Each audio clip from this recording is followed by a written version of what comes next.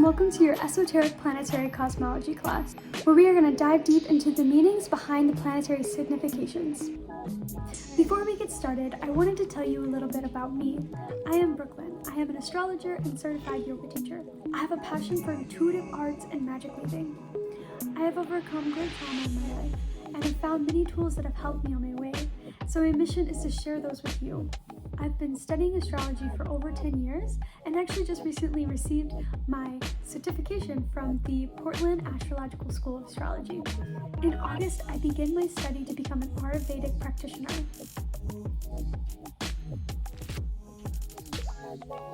Let's break down what this title actually means. What is esoteric planetary cosmology? So esoteric meaning hidden knowledge, or something that not very many people know, or whereby man is confronted with divine aspects of existence. Cosmology, the science of the origin and development of the universe. So essentially, we are learning about the divine aspects of the origins and development of the planets. In other words, astrology. Have you ever wondered why Mercury is related to the mind? Or why the various moon phases are experienced differently? Well, there are tangible answers to that. Astrology is the language, or rather interpretation of unseen energies, their sources, and how they affect us. Essentially, it is the study of the heavenly bodies and their patterns. In Eastern tradition, the Sanskrit word for astrology is Jyotish, meaning the science of light. I find these descriptions useful because they remind us to broaden our perspectives, to perceive truth through the lens of the cosmos, the thing that has created us all and is holding us all now. As above, so below, and as within, so without. The universe is reflected back within us. My hope for this class is that you will come out not only have learned about astrology, but you will learn from the universe and our solar physics. You will learn from the universe, our solar system, and our physical manifestation. These things are all connected, and there is deep meaning interwoven into everything. So we're going to start our exploration in the esoteric meaning behind the planets with first looking at the planetary glyphs in astrology.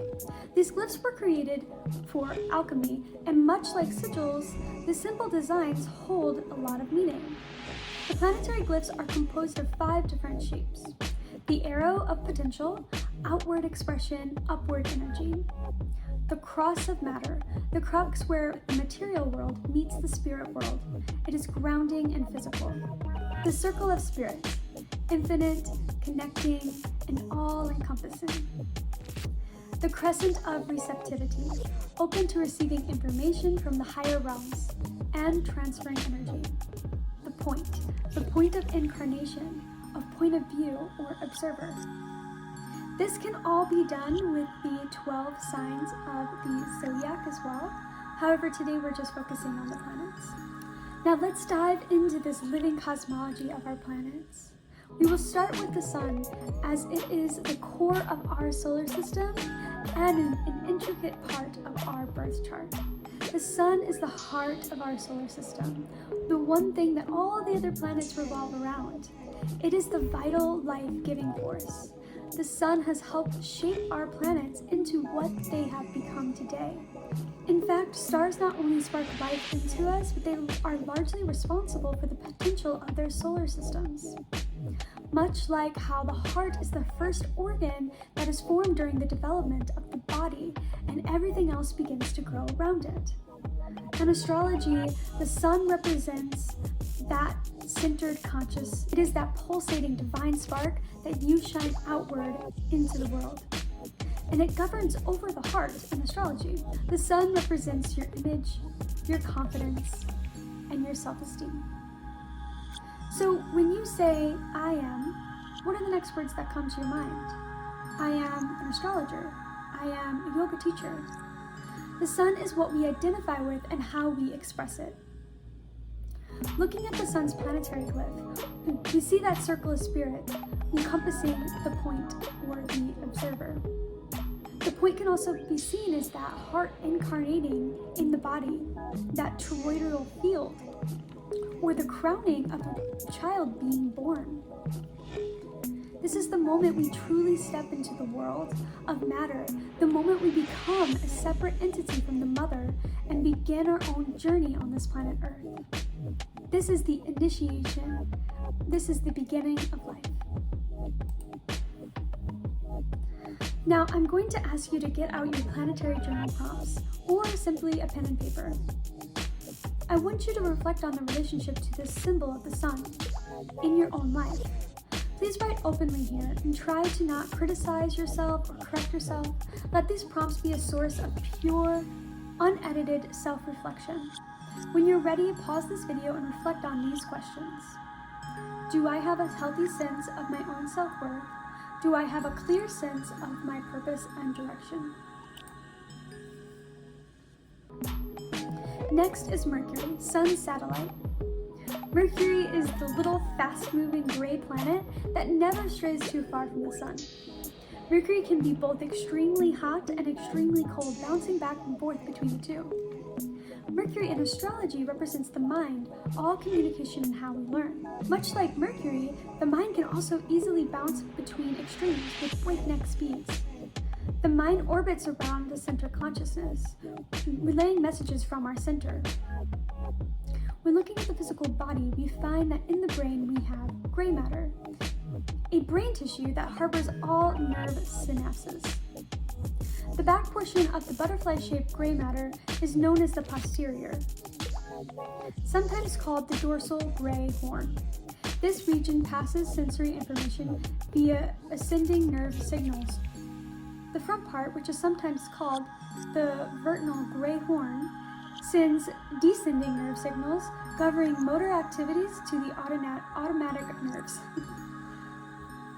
This is really interesting when we consider Mercury's glyph. Looking at the glyph, you can see the circle of spirit sitting on top of the cross of matter, with receptors or horns placed on top of the circle of spirit. This symbolizes the connection Mercury has to communicating spirit to the realm of matter and staying an open channel for spirit. Mercury was the messenger god, known to send messages back between the gods and the humans, or in esoteric terms, relaying messages from the higher to the lower mind. Now, let's take a moment to reflect on your Mercury. Let's reflect on your mind's nature. What is your approach to learning? Are you kinesthetic? Do you like to learn from reading? What is the best way for you to learn? And what is your communication style? Is it direct, shy, fierce, or kind? Or all of the above?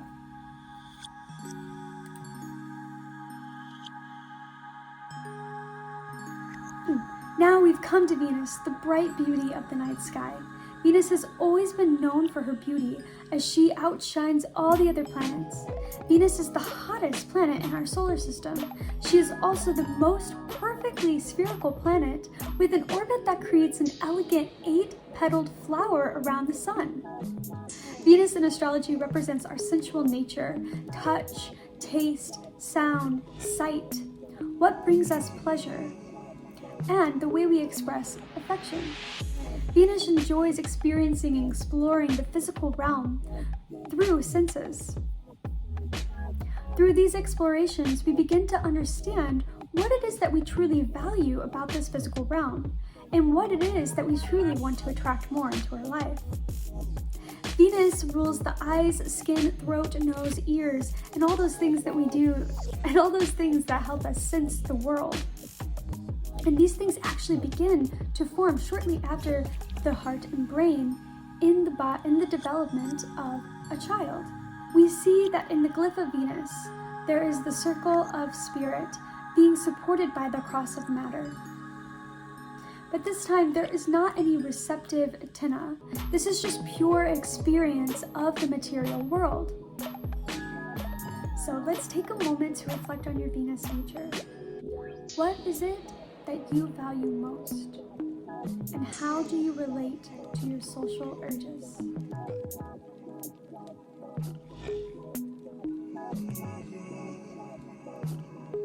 Earth is the next planet in orbit. Earth is the container of our bodies, our ego, our mind, and our senses. Here is the place of incarnation, the cross of matter itself enclosed by the circle of spirit. Earth is the container for our bodies, for our egos, for our minds and our senses. And we actually see this reflected back in the human cycle, as we see that the mother is like an earth, this place for our physical body to incarnate. It is a container. In astrology, you typically won't see the glyph for Earth on a chart, but the Earth will always be in the opposite sign of the Sun. So if you are a Leo, the Earth will be in Aquarius. Now we move to the Moon, Earth's satellite. And much like the Sun's satellite, Mercury, transferring information, the Moon does this for Earth. The Moon is the emotional body. Our emotions are interwoven with our physical form. Physically, emotions cause very specific psychological changes. We can see these changes physically by paying attention to our bodies.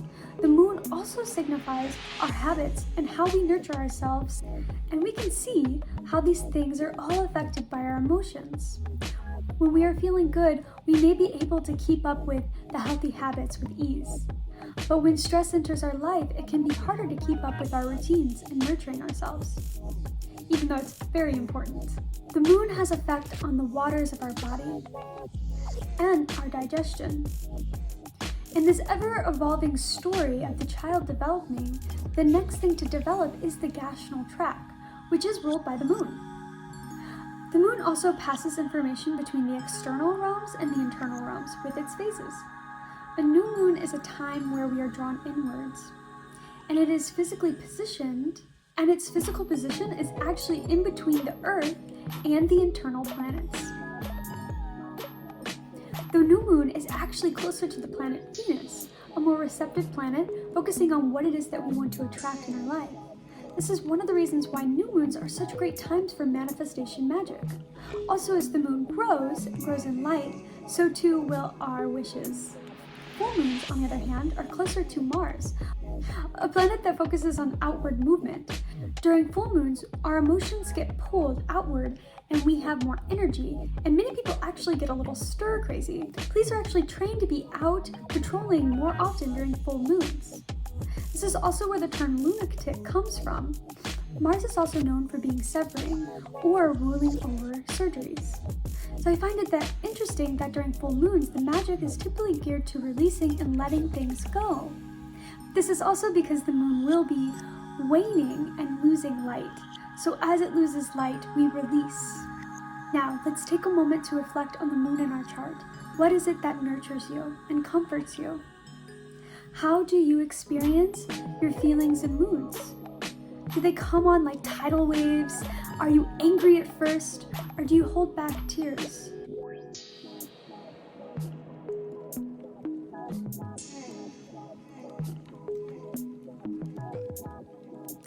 After the moon comes Mars. Mars is the planet of action, motion, movement, and desire. Its hard red rocky surface is a mirror to the agitation it can bring, being a malefic planet, meaning being a planet that can bring struggle into the life. When it comes to eruptive tendencies, Mars is no joke as it boasts the biggest volcano in the solar system. Mars in astrology is our drive, our passion's fire. It is our willpower. When looking at Mars's glyph, we can see this arrow coming out of the circle of spirit. It is, as Kayla and Casey says, desires are our instructional blueprints of the possible. Mars gives us the ability to act on our soul's potential. In the human body, Mars is related to the muscular system. Despite being one of the first things developed in the fetus, the heart does not begin to beat a regular rhythm until about 7 weeks. I attribute this first regular beating to the Mars energy really kicking up in the body. So let's take a moment to reflect on your Mars. How do you express your assertive urges? How do you go after the things that you want?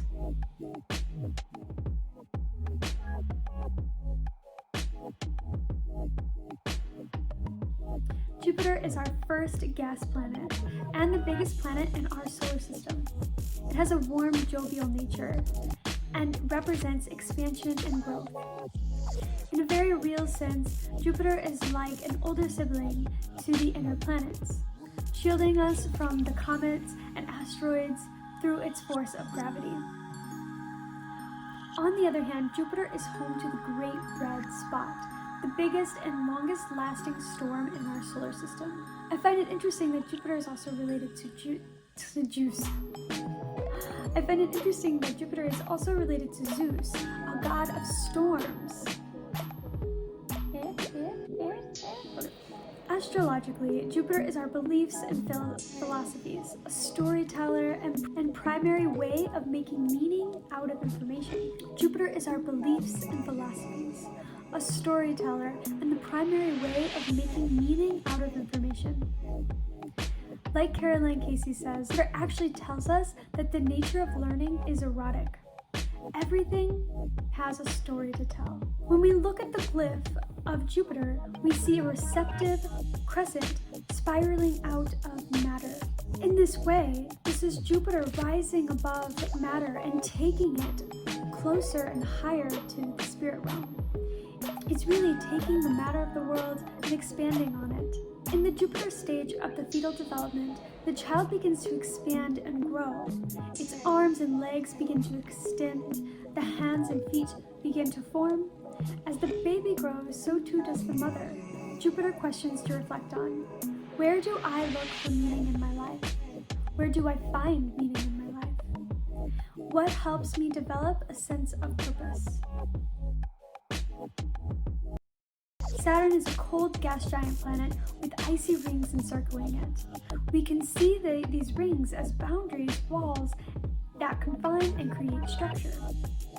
The core of the planet is extremely dense, consisting of condensed metals solidified by the massively intense gravitational pressure that Saturn exerts. It is the last visible planet, and in this sense, it is the boundary or container of the seen reality. Saturn is the gatekeeper to the subconscious realms. This also is our visual limitation. Saturn in astrology represents authority, discipline, and responsibility. And I really like what Caroline Casey says. Saturn is the capability to respond appropriately to time's demands. When we look at the glyph, we see that Saturn looks like Jupiter reversed. Saturn takes that growth of Jupiter and puts it under pressure, forcing it underneath the cross of matter. But this doesn't have to be negative. Moreover, it symbolizes the potential of tangible physical growth and mastery through this grounding, like a seed being planted. In the fetal cycle, Saturn is expressed when the baby begins to grow hair, nails, and the cartilage starts to begin to turn to bone. These things are ruled by Saturn.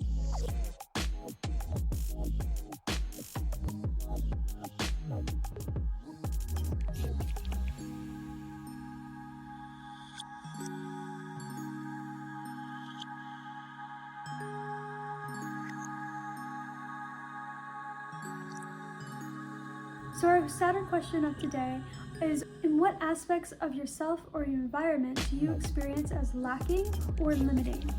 In what way are you forced to work with these experiences to grow and change and step into your authority?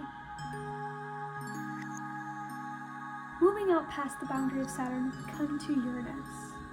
Uranus, both the largest ice giant and the most unique planet in our solar system. Uranus rolls on its side in its orbit, much like an eyeball in a socket. Similarly, in Greek mythology, Kronos, the god of all gods, is a cyclops and is representing Uranus. Kronos violently rebels against his foreseen future, and he does something shocking to have this reality not come true. And that is eat his babies. It's a pretty terrible, gruesome story, but it does give us a glimpse into this rebelling nature of Uranus. This is Uranus showing us that it wants to challenge matter. Uranus in astrology brings change and opens our eye, giving us a unique perspective on life. It also can spark revolution and enlightenment. In the glyph of Uranus, we see the spirit of matter with two receptive handles on the cross, pushing outward, striving for limitation, trying to pull the circle of spirit up through the matter. In our growing story, as the baby develops, Uranus shows up as the individual characteristics coming to be seen on the baby. This is the point where we can start to see their nose shape, their eyes, and how they might look or not look like us. This is Uranus changing and shaping matter to its will. So let's reflect on our Uranus question. In what aspects of your life are you looking for or already are experiencing freedom, independence, and liberation? Neptune is a cold, vivacious planet categorized as an ice giant.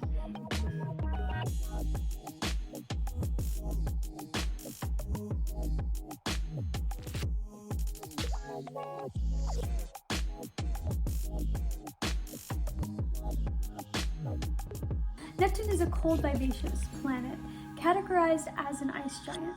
It is comprised of miasmic fog of water, and it literally rains diamonds.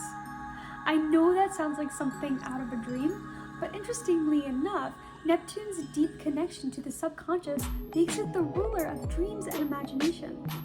In astrology, Neptune connects us to the transcendent, mystical experience. Its pitfalls are that it can have a delusional, foggy, or aimless nature. The glyph of Neptune is matter surrounded by receptive energies. It's like a tuning fork.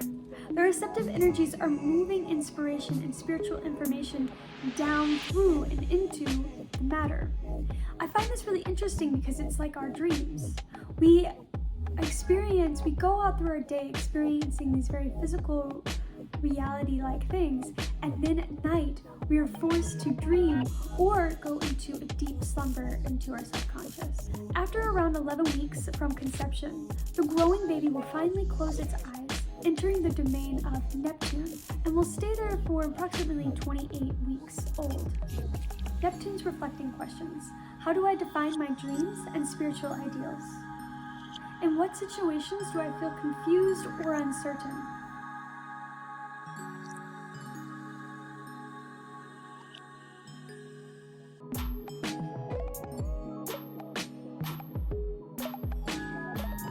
Now for our last stop in the solar system, Pluto. Pluto goes further than any other planet, making it have extremely cold surface temperatures, 375 Fahrenheit. At this temperature, life cannot be supported. And this is interesting because Pluto represents death and rebirth. It is also seen as the underworld. In astrology, Pluto teaches us how to connect to Source through radical transformation. The glyph of Pluto is the circle of spirit rising out of the cross of matter, being supported by these receptive energies. We have finally died to matter, and spirit is once again releasing off into another plane of existence. Every story, this is the final act. This is where the sun comes back, severing us from the safety and comforts of all of the other planets to burst forth creates the world. A cyclic. The baby is dying to this world that it once knew. This creates a cyclic grow, and it being rebirthed all over again, downloading, uploading, and having its own life. And for our last reflection question, in what areas of life have you undergone a death and rebirth?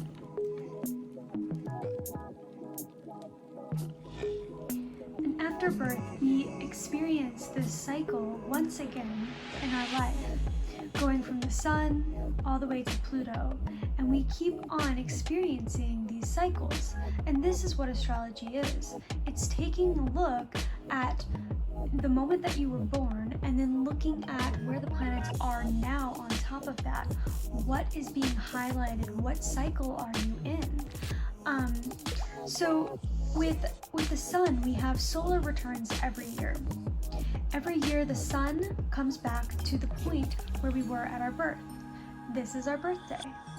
Mercury returns happen typically around your birthday. However, they can happen a few weeks before or after, depending on where Mercury was at the time of your birth. Moon cycles are every 28 days. This is where we get our months or moons. This cycle can be utilized to help us better understand our moods. When we may have a lot of energy or be lack, when we may be irritable, or when we may be feeling supported and shining our best. You can see why this is very useful knowledge. It can really help you in your daily life. The way we find your personal cycle is by using your birth chart. Knowing your birth placements can help us see when the current moon energies are going to be a detriment or be supportive. We begin our first Mars cycle at the age of 2. This is the age. We begin our first Mars cycle at the age of 2. The age of the toddler or terrible twos. We're going out and grabbing things and saying that we want things and not wanting to share, and we're asserting our will onto the world. The Jupiter cycle is every 12 years and begins at the age of 12, where we are beginning to truly form our own opinions and beliefs about the world and beginning to be enthralled by stories and life. The beginning of Saturn's cycle is at the age of 29 to 30. This is a cycle where we begin like we're really feeling to mature and figure out our place on the world and what it is that we want to do here. What legacy do we want to leave? How do we want to help humanity? The first Uranus conjunction is at the age of 84. And while we might not live that long, we have been growing and experiencing other parts of the Uranus cycle. So through all of these cycles, it's not that we only experience Saturn at the age of 30, or that we only experience Jupiter at the age of 12. It's that those are the first conjunctions, the first downloads, if you will. But before that, we have other transiting things happening. The first square, trine, sextile, all of these things are painting a story and usually growing different things in our psyches. And we can see how Neptune and Pluto relate to this period of death. And while we're not alive to experience our Neptune or Pluto return, I wonder if it is within the spirit realm that we experience this. Neptune, we might go into a dream state reviewing our life and reviewing our life, seeing the things that we learned and the things that we need to continue growing on. And we enter the Pluto cycle again when we take that step to be incarnated on another realm of existence, where we die to the spirit realm and move to something else, maybe reincarnating on Earth again, or maybe vibrating higher. Who really knows? No one really knows, but I do think it would be pretty interesting. So I want to take a moment and thank my inspirations. Tyler Panor with his planetary cosmology. I first heard this planetary cosmology from Tyler Panor, and when I heard it, it opened up my mind to a whole new realm of understanding the cycles that we live in. Tyler Panor's living cosmology is something I have never seen before. I've never seen someone talk about the cyclic nature of our solar system, and it really opened my mind to seeing this cyclic nature in everything. And as I learned astrology, I realized that we experience cycles upon cycles, and that is the reason for learning astrology, to know your cycles, to work better with yourself and with the times. So after learning his cosmology, I began to see it interwoven into a lot of things. So go ahead and check out the Chironium, the School of Living Astrology. There is a YouTube, there is an Instagram, and there is the lovely website where you can actually get some free material that will help you learn more about this type of astrology. And in this video, I have quoted Caroline Casey, one of my absolute favorite astrologers of all times. She is a huge inspiration for me, and her words are so impactful. I definitely recommend reading her books. For the book Making the Gods Work for You, there is an Audible version, which I would suggest getting because it has wonderful beautiful singing, because it has beautiful singing in it.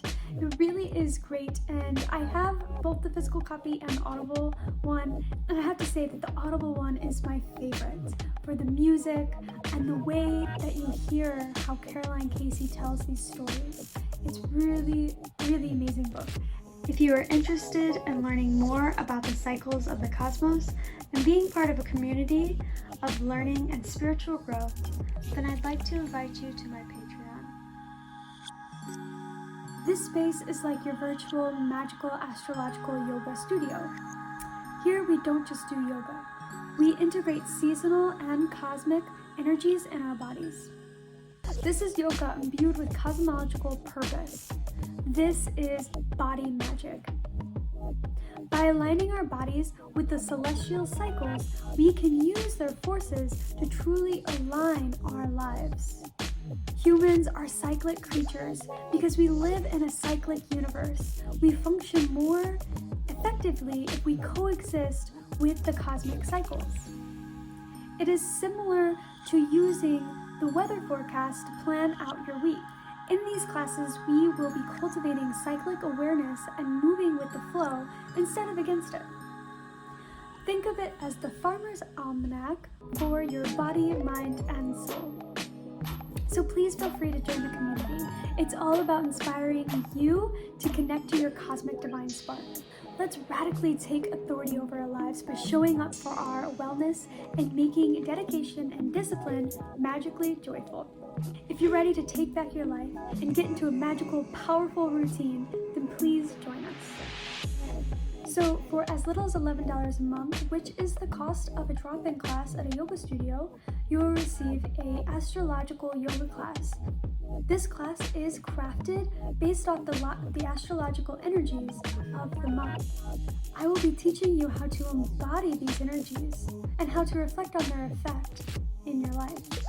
You will have access to a full moon gathering where we can share our experiences, get vulnerable, and express what's been moving through us in the month. These meetings are not mandatory, but I would love to see you there. You will also receive a celestial calendar. This has the moon phases and all of the astrological events happening on it, and space for you to write. This calendar is meant to be used for you to reflect on how you're experiencing the energies through the month. You also have access to an ever-expanding meditation library. Meditations on Mercury retrogrades or Mars retrogrades, and many other things in between. And for this month only, people at the $11 tier will also receive my Celestial Insight workbook.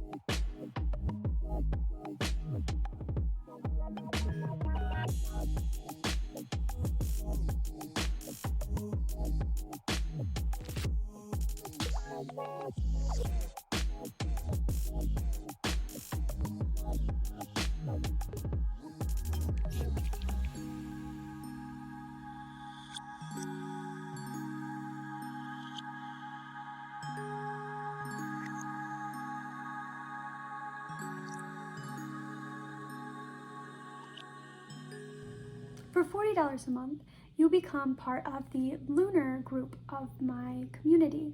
This group not only receives everything in the solar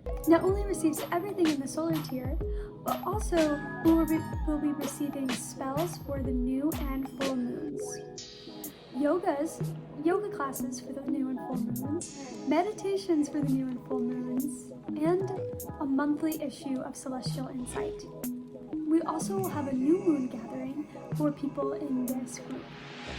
And on top of that, we will be celebrating the seasonal Sabbats, also known as the solstices, Mabon, Samhain, For these wonderful seasonal celebrations, we will have a specifically made yoga, meditation, and spell for them. So head on over to my Patreon and give it a look. Join the community, I hope to hear from you soon. Thank you for celebrating this summer solstice with us and joining the summit. I hope to see you at the closing ritual. Namaste.